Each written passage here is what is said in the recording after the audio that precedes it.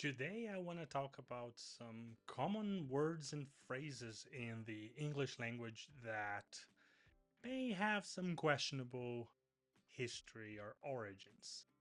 So, let's talk about this. Welcome to the channel.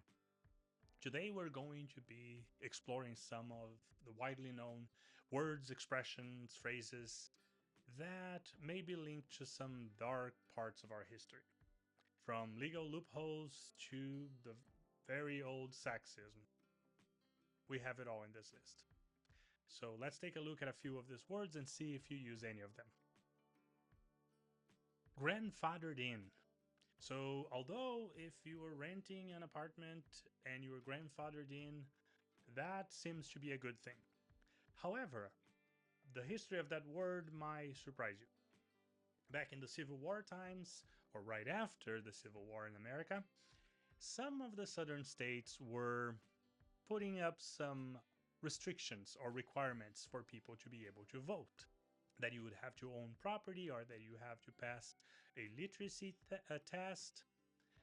But there was a way to make this a little more flexible, a loophole. And that would be that if your grandfather voted before the Civil War, you could vote it as well because you had the grandfather clause. So, which group do you think didn't vote before the Civil War? The next word is hysteria or hysterical. That word comes from the Greek hystera, which means uterus. And it was a very old medical bias or sexist medical bias that existed where the medicals or the doctors at the time believed that hysteria was something that happened to females, and the reason that they gave was because, hold on to your hats, they were not fulfilling their duties to marry and have children. Pulling one's leg. Well, it's understood as are you kidding me or are you joking with me or something of that nature. However, one of the few explanations could date back to London in the 18th century. And the story says that the criminals would act in pairs where one of them would trip you to make you fall and the other one would rob your belongings. Therefore, one of them pulled your leg so you were robbed. I don't know if I completely agree with that one, but hey, maybe. Eeny, meeny, miny, mo.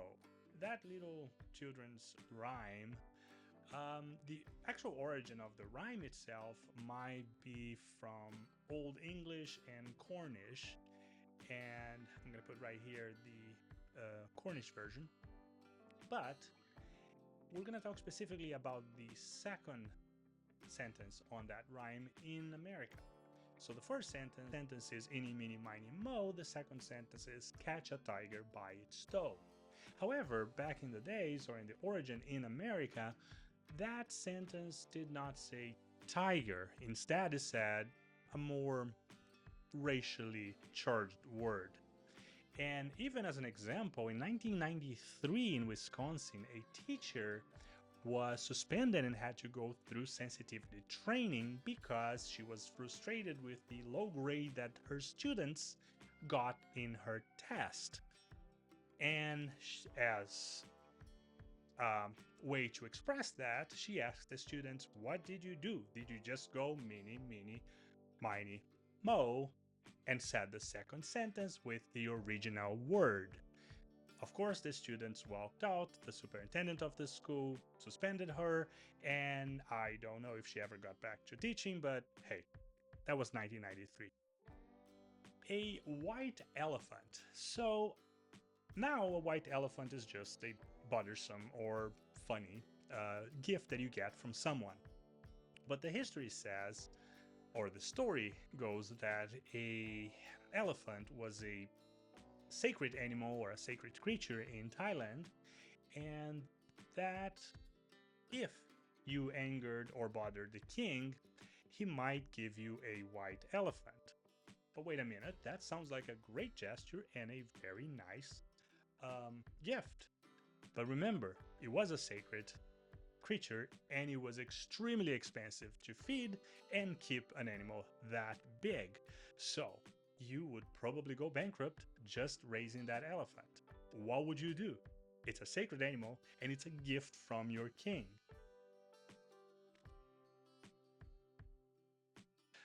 Bite the Bullet. So, Bite the Bullet might be more well known, the origins, because it is a more common phrase as well.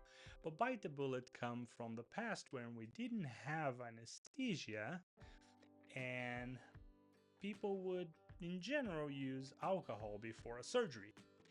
But in the battlefield, sometimes these soldiers did not have access to alcohol, at least in that moment, and they would grab a bullet from their weapon, put it in their teeth, and bite it to handle the pain from whatever medical procedure they were going through. Another one that might be very well known is the word deadline. We use that in school, we use that at work, we use that everywhere. Where you have a deadline that you have to present a paper or a document or a task or anything else. But the word deadline comes from a very dark part of our past. And it was during the Civil War as well, where the prisoners in a camp, they would have this line that they couldn't cross if they were trying to escape, because if they crossed that line, they would get shot. And therefore, the word deadline. Mad as a Hatter.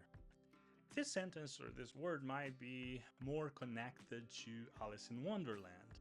However, the story goes a little further than that.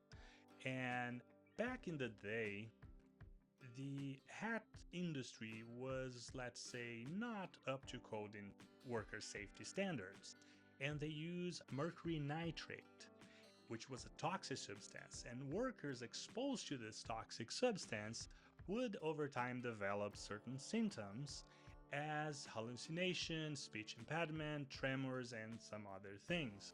That's where the dark part of this common phrase comes from. Drinking the Kool-Aid. This one is not just horrifying, sad, but also inaccurate. It comes from the 1978 Jonestown Massacre, where a group of over 900 followers of a cult drank what is understood to be Kool-Aid with cyanide. And therefore, now the sentence means following something blindly without verifying or checking or thinking for oneself. However, history says that this is inaccurate because it wasn't really Kool-Aid, it was an off-brand, if I'm not mistaken, called Flavor Aid. So let's not use that at all because it's just in poor taste.